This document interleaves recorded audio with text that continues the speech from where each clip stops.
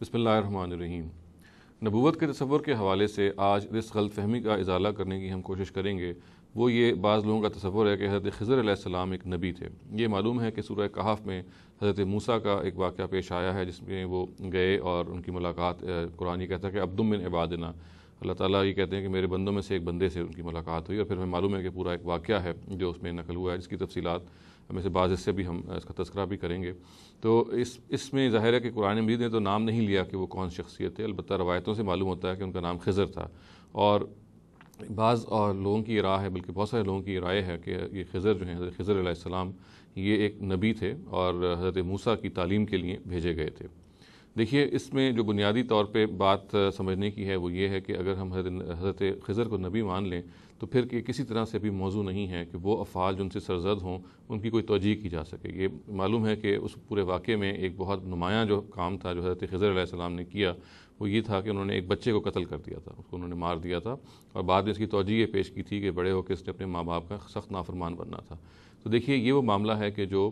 کسی بھی شخص کو، خواہ وہ نبی اور رسول ہی کیوں نہ ہو، اس کو اختیار نہیں دیا گیا کہ وہ کسی کی جان لے، کوئی خلاف شریعت وہ کام کرے، اس کو ہرگز کوئی اختیار نہیں ہے۔ چنانچہ یہ بات کہ وہ نبی تھے، یہ ماننا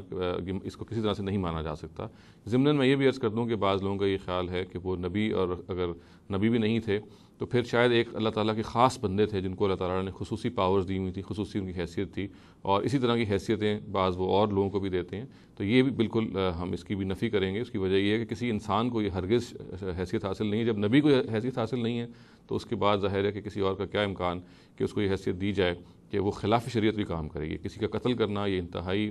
شنیع بات ہے،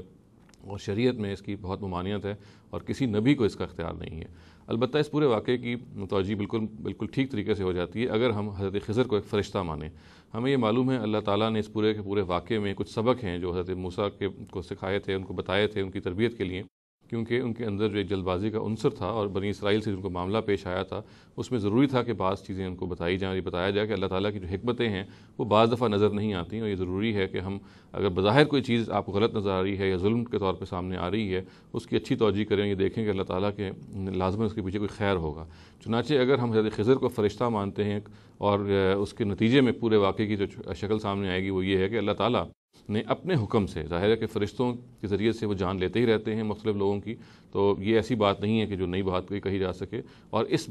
پورے کے پورے واقعے میں بھی ایک فرشتے ہی نے ایک معاملہ کیا، اللہ تعالیٰ کے حکم سے معاملہ کیا، وہ جان لی گئی، اور وہ جان ظاہر ہے کہ اللہ تعالیٰ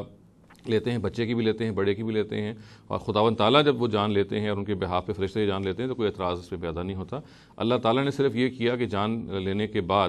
کچھ حکمتیں تھیں جو واضح فرمانا اللہ تعالیٰ کا مقصود تھا حضرت موسیٰ پہ، جو انہوں نے پھر واضح فرمائیں، اور یہ بتایا کہ جو بظاہر آپ کو یہ کام نظر آ رہا ہے کہ اللہ تعالیٰ نے ایک زیادتی کی یا اللہ تعالیٰ کی طرف سے ایک واقعہ ایسا ہوا کہ اس میں زیادتی کا عنصر نظر آ رہا ہے، اس میں آپ کو خیر کا پہلو تلاش کرنا چاہیے، کیونکہ اگر خیر کا پہلو آپ کو بتا دیا جاتا، جیسے کہ اس واقعے میں بتا دیا گیا ہے کہ وہ بچہ بڑا ہوتا اور سخت سرکش بنتا اپنے ماں باپ کا،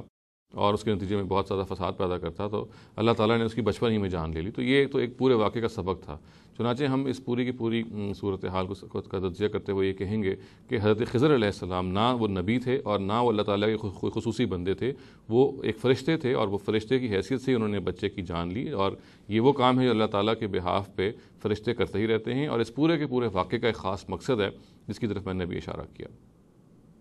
اقول قولی ھذا واستغفر اللہ لی ولکم ولسائر المسلمین والمسلمات۔